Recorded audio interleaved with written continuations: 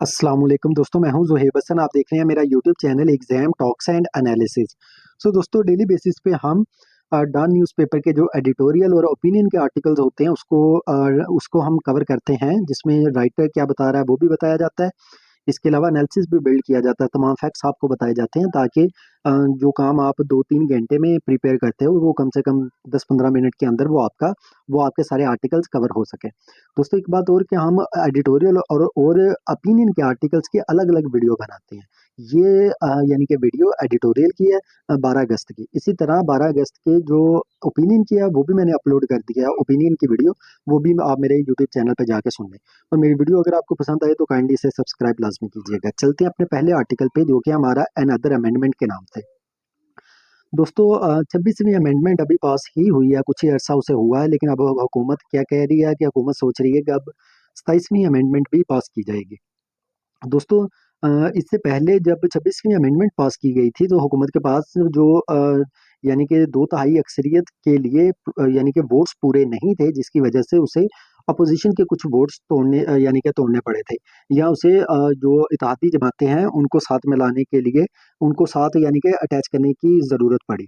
आप देखेंगे जिस तरह मौलाना फजल रहमान की इम्पोर्टेंस कितनी ज़्यादा उन दिनों में बढ़ गई थी कि बार-बार मौलाना फजल रहमान को मनाने के लिए कोशिशें की जा रही थी। अब क्या हो गया है कि अब राइटर ये कहता है कि अब हुकूमत के पास वैसे ही 2/3 मेजॉरिटी आ गई है। वो इस तरह से कि जो यानी कि वुमेन की नशिस्तें थी, जो पीटीआई को मिलनी थी दोस्तों, तो जब यानी कि फैसला आया सुप्रीम कोर्ट की तरफ से, और कि ये जो पीटीआई की जमात है दोस्तों, ये जब में हिस्सा लिया था तो एज ए पार्टी नहीं पीटीआई जाके बैठी थी। जिसकी वजह से ये सारे इंडिपेंडेंट हो गए। जब इंडिपेंडेंट हो गए तो जो मखसूस नशिस्तें मिलनी थी इनको, वो नहीं मिली। इनकी जो मखसूस नशिस्तें थी वो बाकी जमातों में बांट दी गई, वो पीएमएलएन में बांट दी गई, वो पाकिस्तान पीपल पार्टी में बांट दी गई, जिसकी वजह से अब हुक्मरान जो तबका है उसकी 2/3 अक्सरियत पूरी हो गई। दोस्तों, अब उसे अगर यानी कि अमेंडमेंट पास करनी है, 27वीं अमेंडमेंट, तो कोई डील की भी ज़रूरत नहीं पड़ेगी या लोगों की मिन्नतें भी नहीं करनी पड़ेगी। अभी ड्राफ्ट तो कोई 27वीं अमेंडमेंट का सामने नहीं आया, लेकिन पीएमएलएन के कुछ लीडर्स हैं जो इसके बारे में डिस्कशन ज़रूर कर रहे हैं।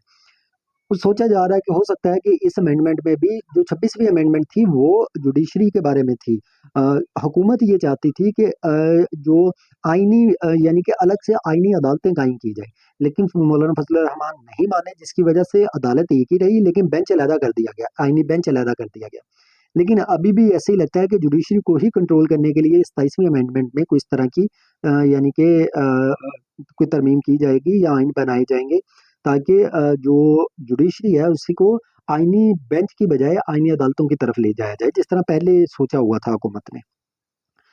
इसके अलावा दोस्तों, राइटर ये कहता है कि अगर 2/3 अक्सरियत आ गई अब हुकूमत के पास, तो जो मेजर मसले हैं जो इस वजह से नहीं हल हो रहे थे कि हुकूमत जो आती थी उसके पास 2/3 अक्सरियत नहीं होती थी। अब हुकूमत को चाहिए कि उन मसलों को हल किया जाए, जिस तरह पंजाब प्रोविंस, हर कोई कहता है कि हम साउथ पंजाब को यानी कि अलग सूबा बनाएंगे, लेकिन जब हुकूमत में आते हैं तो इतने वोट नहीं होते, अपोजिशन पार्टी साथ नहीं अटैच होती, डिफरेंसेस बहुत ज्यादा हो जाते हैं, जिसकी वजह से वो सूबा आज तक नहीं बन सका।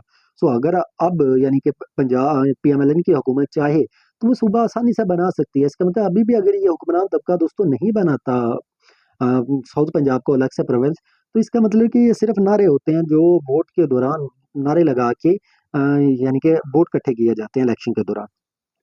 इसके अलावा दोस्तों, केयर टेकर गवर्नमेंट्स, हर हुकूमत कहती है कि ये जो केयर टेकर गवर्नमेंट है ये आज़ाद यानी कि इलेक्शन करवाने में अपना इंपॉर्टेंट रोल प्ले नहीं करती, तो इसमें अमेंडमेंट की जा सकती है। इलेक्शन कमीशन ऑफ पाकिस्तान जो सबसे बड़ा मसला है, जिसका काम इस फ्री एंड फेयर इलेक्शन है, जो नहीं करवा पा रहा, इसमें तरमीम की जा सकती है। और दोस्तों, एनएफसी अवार्ड मतलब कि हुकूमत के पास जो वफाकी हुकूमत जो टोटल बजट इकट्ठा करती है उसका 57% या 57.5% सूबों को देती है।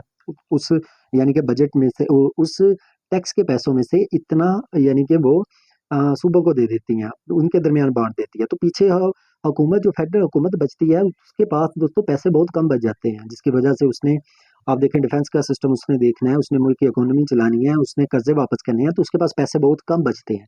ये एक मसला है, इस तरह के मसलों को हल किया जा सकता है। अब तो कानून आ गया, अब तो जो मर्जी बदल लेंगे, अब तो इनके पास मेजोरिटी है।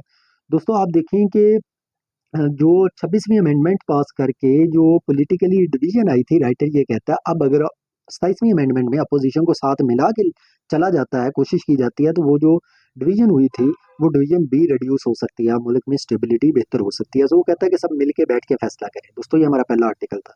चलते हैं अपने दूसरे आर्टिकल पे जो कि वॉर ऑन जर्नलिस्ट के नाम से है। दोस्तों गजा के अंदर आपको पता है कि इसराइल वहां पर जुल्म कर रहा है वहां के लोगों पर। वहाँ पर राइटर ये कहता है कि सिर्फ यही नहीं कि वहाँ की पॉपुलेशन को ये शहीद किया जा रहा है, बल्कि जो जर्नलिस्ट हैं दोस्तों, वो गजा को जर्नलिस्ट का भी कब्रिस्तान बना दिया गया है, मतलब कि उन पे भी अटैक किए जा रहे हैं।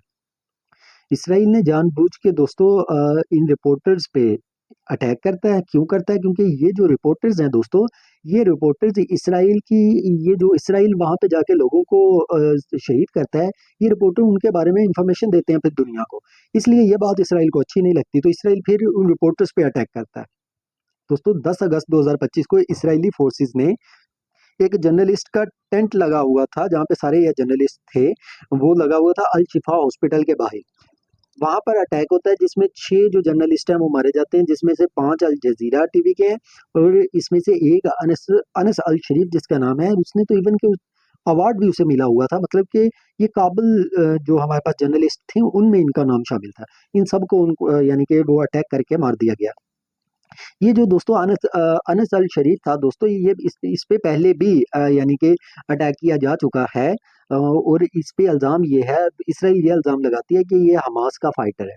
दोस्तों मतलब इन पे अटैक करने के लिए एक जवाब पता वो क्या बनाते हैं? वो जवाब इसराइली फोर्स ये बनाती है कि ये हमास के सपोर्टर हैं, इसलिए हम इसको इन लोगों को यानी कि शहीद कर रहे हैं या कत्ल कर रहे हैं। वो इस वजह से इस चीज़ को मुद्दा बना के वो साफियों को भी आप देखें कि वहाँ पे शहीद किया जा रहा है। सो दोस्तों सिंस अक्टूबर 2023 से अब तक जो जंग लगी हुई है गजा के अंदर, इसराइल जो जुल्म कर रहा है, 270 से ज्यादा साफी जो हैं उनको मारा जा चुका है वहां पर, जिसमें बहुत बड़ी तादाद पैलेस्टीनियंस की भी शामिल है। आप देखें वहां पे तकरीबन मोर देन 58,000 लोगों को वहां पे शहीद किया जा चुका है, बच्चे, औरतें, बहुत ज्यादा कम्युनिटी इस तरह की शामिल है दोस्तों, जो कि ह्यूमन राइट्स की वायलेशन है। सो दोस्तों इवन कि सिर्फ इन्हें ही नहीं बल्कि जर्नलिस्ट को ही नहीं, जर्नलिस्ट की जो फैमिलीज हैं उनको भी टारगेट किया जाता है। सो फॉरेन मीडिया को तो वैसे बैन किया हुआ है कि वो तो गजा के अंदर जा ही नहीं सकता, इसराइल ने पाबंदी लगाई हुई है कि ये आगे वहां पे सच ना दिखा दे। सिर्फ वहां के जो लोकल जर्नलिस्ट हैं वो वहां के अंदर की रिपोर्टिंग करते हैं। सो इसराइल क्या करता है? उन पे अटैक करता है, वो कहता है, ये जस्टिफिकेशन ये देता है कि ये मिलिटेंट के साथ मिले हुए हैं। सो आप देखें वो जो जर्नलिस्ट हैं दोस्तों, वो अपनी जान की बाजी अपनी अपनी जान को हथेली पे रख के अपना नुकसान करवा के, लेकिन फिर भी अपनी जो जिम्मेदारी है रिपोर्टिंग करना वो अदा कर रहे हैं और दुनिया को बता रहे हैं कि यहाँ पे किस तरह बच्चों को भूखा प्यासा करके इनको इन पे अटैक किया जाते हैं, इनको शहीद किया जाता है। दोस्तों राइटर क्वेश्चन ये करता है कि क्या अभी भी वेस्ट जस्टिस डिमांड करेगा या बिल्कुल खामोश होकर बैठा रहेगा और ये तमाशा देखता रहेगा? तो दोस्तों ये हमारा दूसरा आर्टिकल था। अब चलते हैं हमारे एडिटोरियल के तीसरे आर्टिकल पे। एक बात दोस्तों आपको और बताता चलूं कि हम ऑनलाइन स्टडी भी करवाते हैं, जिसमें तैयारी करवाते हैं जूम ऐप के थ्रू। जो भी मुकाबले के इम्तिहान की तैयारी करना चाहता है, CSS PMS PPSC FPSC, वो मुझसे मेरे चैनल के थ्रू रब्ता कर सकता है या कमेंट कर सकता है। बिल्कुल अफोर्डेबल फीस में वो अपनी तैयारी कर सकता है। दोस्तों नेक्स्ट टॉपिक है हमारा क्लाइमेट्स ह्यूमन टूल के नाम से। दोस्तों जीबी गिलगित बल्तिस्तान का इलाका है दनियार। दोस्तों वहाँ पे क्या होता है कि तकरीबन 7 लोकल वॉलंटियर्स हैं जो कि लैंडस्लाइड की वजह से दोस्तों उनको उनका वो वहाँ पे अपनी जान की बाजी हार जाते हैं। वजह क्या बनती है दोस्तों? वहाँ पर फ्लड आता है जीबी के अंदर, जिसकी वजह से वहाँ की वाटर सप्लाई जो है वो डिस्ट्रॉय हो जाती है। सो हुकूमत जब उस वाटर सप्लाई को बहाल करने की कोशिश नहीं करते, तो वहाँ के जो लोकल पर्सन होते हैं दोस्तों, वो खुद वॉलंटियर्स यानी कि आज़ादाना तौर पे वो उस सप्लाई को रिस्टोर करने की कोशिश करते हैं, और वो बेचारे वहाँ पर यानी कि अपनी जान की बाजी हार जाते हैं। फ्लड्स कब आता है दोस्तों? 21 जुलाई को बाबूसर के अंदर फ्लड आता है, 22 जुलाई को दनियोर के अंदर ये फ्लड आता है, जिसके बाद वहाँ की जो वाटर सप्लाई है वो सारी इफेक्ट हो जाती है। इसके अलावा ब्रिजेस टूट जाते हैं, रोड्स टूट जाते हैं, वहाँ पे जो क्रॉप्स हैं या इरिगेशन सिस्टम है ये सारा तबाह हो जाता है। जो लोग जो चीज़ें बच जाती हैं दोस्तों, आप देखेंगे वहाँ पे इवन के जो लोग भी हैं उनके पास फिर साफ पीने को पानी नहीं है, इरिगेशन वाटर सिस्टम उनका बहुत यानी कि ये सारे के सारे इम्पैक्ट्स हैं, जो इम्पैक्ट्स वो फ्लड के आने की वजह से क्रिएट हुए हैं। ये इम्पैक्ट्स हुए, और ये फ्लड्स आने की वजह क्या बनी दोस्तों? क्योंकि ग्लेशियर जो है वो बहुत जल्दी से मेल्ट होते जा रहे हैं, क्योंकि हमारा टेम्परेचर बढ़ता जा रहा है हर गुजरते दिन के साथ। दोस्तों इसके अलावा बारिशें बहुत ज़्यादा हुई हैं, फ्लैश फ्लड्स आए हैं, जिसकी वजह से ये सारा कुछ क्यों हुआ है, ये क्लाइमेट चेंजेस की वजह से हुआ है और इसकी वजह से फ्लड्स आ गए हैं। दोस्तों गवर्नमेंट का रिस्पॉन्स की अगर हम बात करें तो अश्योरेंस तो दिलाई गई थी क्या कि हम इस तरह की सिचुएशन के लिए तैयार हैं, लेकिन एक्शन तो कोई भी नहीं लिया गया। ट्रेजिडी की बात की अगर हम बात करें तो गवर्नमेंट ऑफिशियल्स दोस्तों सिर्फ आप कहें कि उन लोगों के साथ हमदर्दी के लिए पहुंचे हैं, सिर्फ कंपेंसेशन चेक दिए हैं, उन्हें पैसे दिए हैं और मेडिकल प्रोमिस किए हैं कि जो लोग बीमार हुए हैं हम इनका फ्री इलाज करवाएंगे। लेकिन दोस्तों स्टेट का राइटर कहता है जो रिएक्शन है वो रिएक्टिव है, वो प्रिवेंटिव नहीं है, यानी कि एक मसला हो गया, उस मसले को पहले होने से पहले रोकने के लिए कुछ नहीं किया। अब मसला हो गया, अब उसके बाद के सिम्टम्स को बेहतर करने की कोशिश की जा रही है। दोस्तों एक्सपर्ट्स ने तो पहले वार्निंग दी थी कि इस तरह के डिजास्टर अब यानी कि हर साल आया करेंगे क्योंकि क्लाइमेट चेंजेस का इशू है। सो क्या करने की ज़रूरत है, अगर इस तरह के इश्यूज होंगे तो हमें अपना एक ऐसा इंफ्रास्ट्रक्चर डेवलप करने की ज़रूरत है ताकि अगर फ्लड्स वगैरह आए भी तो वो घर वगैरह टूटे ना। आप देखते हैं इसे कहते हैं क्लाइमेट रेजिलिएंट इंफ्रास्ट्रक्चर, जो कि क्लाइमेट को बियर कर सके, क्लाइमेट चेंजेस को। इसके अलावा दोस्तों हमें अर्ली वार्निंग सिस्टम को इफेक्टिव करने की ज़रूरत है, लोगों को पहले बताने की ज़रूरत है कि फ्लड आने वाले हैं, ये एरिया खाली कर दें। इसके अलावा दोस्तों जो डिजास्टर रिस्पॉन्स टीम है उसको ट्रेन करने की ज़रूरत, टेक्नोलॉजी देने की ज़रूरत है और हमारे जो जो वाटर की सप्लाई वहाँ पे दोस्तों टूट गई थी उसे फौरी रिस्टोर करने की जीबी में ज़रूरत है। जो रोड्स टूट गए हैं उनके लिंक्स को दोबारा बहाल करने की ज़रूरत है। सो दोस्तों ये हमारे एडिटोरियल के आर्टिकल्स थे। अब ये जो आगे वाले ओपिनियन के आर्टिकल है इसके लिए मैं अलग से वीडियो बना रहा हूँ।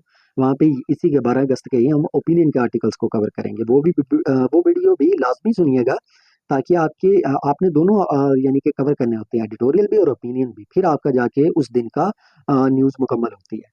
सो ये मेरी दूसरी वीडियो भी सुनिएगा और अगर मेरी वीडियो पसंद आई तो काइंडली सब्सक्राइब लाजमी कीजिएगा। अल्लाह हाफिज़, अपना ख्याल रखिएगा।